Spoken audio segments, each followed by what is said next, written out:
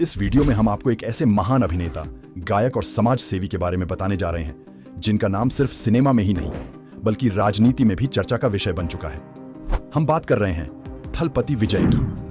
विजय की कहानी सिर्फ उनकी फिल्मों तक सीमित नहीं है बल्कि उनकी राजनीति में सक्रियता, समाज सेवा और जनता के लिए उनके योगदान को भी जानना जरूरी है, क्योंकि आज हम विजय की पूरी जिंदगी और उनकी राजनीति से जुड़े पहलुओं के बारे में बात करेंगे। विजय का जन्म 22 जून 1974 को चेन्नई में हुआ था। उनका असली नाम जोसेफ विजय चंद्र है, लेकिन फिल्म इंडस्ट्री में वे थलपति विजय के नाम से मशहूर हैं। विजय ने बचपन से ही अभिनय की दुनिया में कदम रखा था और 1984 में सिर्फ 10 साल की उम्र में उन्होंने बाल कलाकार के तौर पर फिल्म नालाइया थीरपू से अपने करियर की शुरुआत की। इसके बाद उन्होंने कई सुपरहिट फिल्मों में अभिनय किया और दर्शकों के बीच अपनी पहचान बनाई। गिल्ली, थुप्पाकी, मर्सल, मास्टर जैसी हिट फिल्में उनके करियर की मील का पत्थर साबित हुई।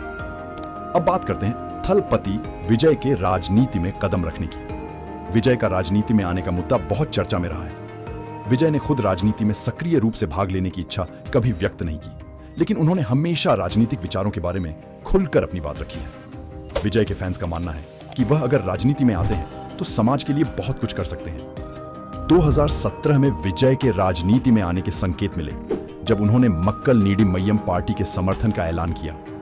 यह पार्टी तमिलनाडु की राजनीति में एक नई पहचान बना रही थी और विजय ने अपनी राजनीतिक सोच को इस पार्टी के साथ जोड़ा। हालांकि विजय ने कभी खुद को पार्टी का हिस्सा नहीं बनाया, लेकिन उनका समर्थन और फैंस का उत्साह इस बात का संकेत था कि वे भविष्य में राजनीति में कदम रख सकते हैं। विजय का मानना है कि अगर वे राजनीति में आते हैं तो उनका उद्देश्य केवल समाज की भलाई होगा, न कि व्यक्तिगत लाभ।